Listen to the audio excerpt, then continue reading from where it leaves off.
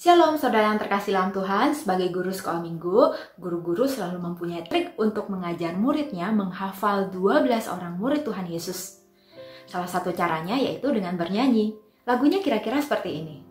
Simon, Petrus, Andreas, Yakobus, Yohanes, Filipus, Thomas, Yakobus anak Alfeus, Tadeus, Simon orang Selot, Matius, Bartolomeus, Yudas Iskariot, 12 murid Yesus.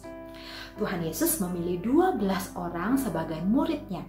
Murid artinya orang yang belajar secara intens dengan Tuhan Yesus. Banyak orang yang ingin bersama-sama dengan Tuhan Yesus, mendengarkan Tuhan Yesus mengajar. Tetapi hanya 12 orang ini mendapat kesempatan untuk belajar langsung kepada Tuhan Yesus. Mereka bisa melihat Tuhan Yesus secara dekat dari pagi sampai malam. Dari Tuhan Yesus beraktivitas mengajar sampai Tuhan Yesus tidur, mereka mengetahui. Wah, kita pikir ya, sungguh luar biasa ya kesempatan yang diberikan pada 12 orang murid ini. Tetapi ternyata Tuhan Yesus tidak hanya ingin mereka menjadi murid Tuhan Yesus saja. Tuhan Yesus juga memberikan mereka perintah sebelum Tuhan Yesus naik ke surga. Pergilah, jadikanlah semua bangsa muridku, baptislah mereka di dalam nama Bapa, Anak, dan Roh Kudus, dan ajarlah mereka melakukan segala sesuatu yang kuperintahkan padamu, dan ketahuilah aku menyertaimu senantiasa sampai akhir zaman. Saudara yang terkasih dalam Tuhan, menjadi seorang murid saja tidak cukup buat Tuhan Yesus. Mereka harus menjadi berkat buat orang lain. Demikian juga kita. Setelah kita diselamatkan oleh anugerah Tuhan, kita tidak boleh hanya diam saja, tetapi Tuhan Yesus ingin kita melakukan sesuatu. Tuhan Yesus ingin kita menjadi seorang murid dan memuridkan orang lain.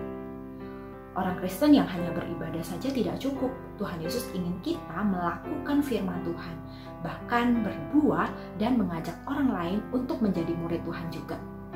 Saudara, di dalam kehidupan kita sebagai manusia yang lemah, kita butuh saudara seiman kita untuk menguatkan kita ketika kita jatuh, mengingatkan kita ketika kita berdosa.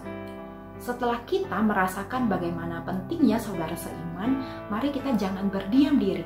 Kita juga mengajak orang lain untuk turut bersama kita, belajar dan melakukan firman Tuhan, sehingga kita bisa seturut dengan kehendak Tuhan. Itulah yang disebut murid yang memuridkan.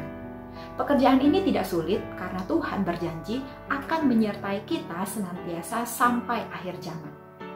Mari kita belajar sebagai murid dan memuridkan orang lain lagi. Mari kita berdoa. Bapa di dalam surga, kami bersyukur Tuhan memanggil kami sebagai murid-Mu. Mampukan kami untuk memuridkan orang lain, dan kami juga terus berusaha untuk menjadi murid Tuhan yang taat, yang melakukan firman Tuhan. Di dalam nama Tuhan Yesus kami berdoa, amin.